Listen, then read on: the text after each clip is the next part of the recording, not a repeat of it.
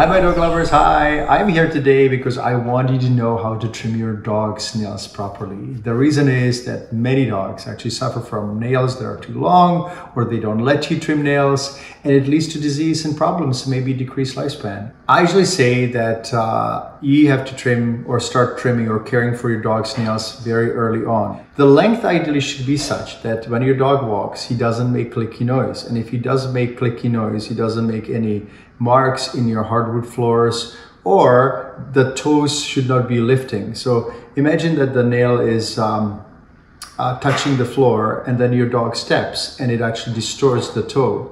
So this is something that you really should avoid and ideally prevent. The biggest problem with long nails is that they affect the body on several different levels. The first one is the nail level, the second one is the foot level, and the third one is the organ and body level. Now, when it comes to the nails, when they're too long, the nail bed gets constantly injured and it may even get inflamed, or your dog will start licking, because when the nail hits the ground and it starts actually moving the nail bed, it's in constant movement and motion, and it's not supposed to be. Second, the foot is like a spring cushion, and it also enables the blood flow back to the body. If we have too long nails, the foot gets affected and also the blood flow gets affected. So it's super important to have the nails short enough for the foot to be able to function normally. Now, in Chinese medicine and other energy healing, we acknowledge the fact that the energy meridians or the lines start at the toes. And if the toes are injured by too long nails, then it affects the energy flow to the body and to the internal organs. If you do neglect the nails, it's very similar to neglecting your dog's teeth. Very important, may not seem to be, but it is super important for your dog's well-being and health. If you have a puppy, most of them actually have very short nails and they don't touch the ground. But if you have an older dog, the nails have a tendency to touch the ground because we have removed dogs from natural settings. They would normally wear their nails down, but in captivity, in quotes, or domesticated dogs do not have as much opportunity to wear their nails down. It really depends where you live, because some areas have enough rock and firm surfaces. If you walk your dog on sidewalks or rocks, rocky surface, then they wear their nails down. If you have a beach dog, if you live nearby the ocean, or if you live somewhere where there is soft surfaces, then your dog's nails will not wear down. So it's super important to know how long your dog's nails should be. And the rule of thumb is ideally they should not be touching the ground when your dog is standing, so you can actually look at it. When your dog is walking, they may be touching the ground a little bit, they may make a soft clicky sound, but it should not sound like someone playing a piano. What I've seen in practice is that many people hate nail trimming. They're terrified of it. And many dogs are too, because we bring this drama into it. So it's super important to take the tools that you're using and allow your dog to sniff them and look at them and make sure that he's comfortable. Obviously, you should have a nice big bag of treats to feed your dog during the process. So your dog associates the trimming tools with treats. There are two kinds of tools that you can use for nail trimming. The first one is regular nail trimmers. And you have to make sure that there is a nice U-shaped blade on the nail trimmers that you're buying. Because if you buy the flat blade trimmers, they actually compress the nail such a way that your dog may be actually sore and sensitive. So this is the number one thing that you need to do. When you start trimming, if you're using nail trimmers, you actually start trimming very small bits, 1 to 2 millimeters at the most, one by one. Even after 30 years, I do the same thing. I trim very short amounts because every nail has different shape of nail bed, the quick we call it. And if the quicks are long or your dog's nails are long, the quicks actually grow longer. So you can never estimate by just the size of the nail where the quick is. So what do? You actually start trimming millimeter or 2 millimeters at the time of each nail, and the nail shape and size will change. You will see first a little dense outline with a little lighter center. As soon as you start seeing reverse, denser center and a little lighter outline, that means that you're very close to the quick and you have to stop.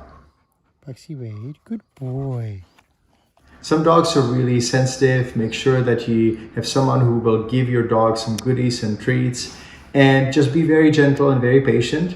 There's one thing that I would not recommend doing if your dog starts squiggling or squirming, that you let go. You just kind of try to release your grip a little bit, go with your dog movement, but bring him back in, or with the foot when you're holding it. Go with the hold the foot, constantly hold the foot. Go with your dog a little bit and bring it back in. And it maybe feel a little pause before your dog settles down again, and a lot of treats. Good boy. So that's something that is super important. Don't fight with your dog if your dog starts squirming, but don't create a precedent of your dog getting away. I had so many dramatic situations in the practice where people would just be too weak and too soft with their dogs, and they would let go every time their dog would move. So then I have this little squirming dervish in my practice, and a nail trim would take an hour, right? So you don't want to pay an hourly fee for a veterinarian trimming your dog's nail. You have to really be patient and train your dog gradually. And I hope that after you watch this video, you will be able to trim them on your own. The second tool is Dremel tool. And it's a rotating file that you can actually use. Dremel tool is actually my preferred tool to trim nails, because you can actually file the nails and you can see the same changes from a light center to denser center, and you stop right there. So it's much less likely that you will actually trim your dog too far. The problem is that many dogs are actually afraid of the noise of the Dremel tool or the vibration. So you have to be very patient. You have to use a lot of treats. You just have to turn the tool on, give your dog treats. If he or she is comfortable, then you go to the next phase and just kind of touch the nail slightly with the tool being turned off, and then turning it on, giving a lot of good treats, and again, start filing gently, gently, gently. And when you see that the nail is dense in the center, darker in the center, lighter on the outside, that's the time you stop. As I said, I love Dremel tool because it prevents me from going too far. Nail trimmers are a little more challenging. If it happens to you or your veterinarian that he or she trims your dog too far, it is not their lack of skills or experience. It just is really hard. Nail trim may seem to be really simple, but it is really hard to do it well. And you cannot predict where the quick is. So it can happen. But if you see someone being really impatient and taking big chunks of the nail off your dog's nails, that means that they're much more likely to injure your dog. And I would just say, can you take a little bit by bit? That's a good recommendation. No matter how good you are nail trimming, it may happen that your dog will actually get trimmed too far and it'll start bleeding.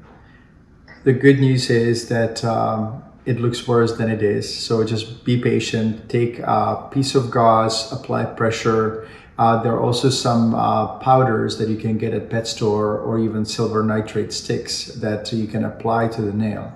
I personally use pressure and skin spray, which is a herbal formula that actually astringent, constricts the blood vessels. So that's something that you can use. We have it on our website, and I use it for not only nails, but also wounds, incisions, insect bites, bee stings, swellings. Yesterday I bumped my head a little bit, my eye.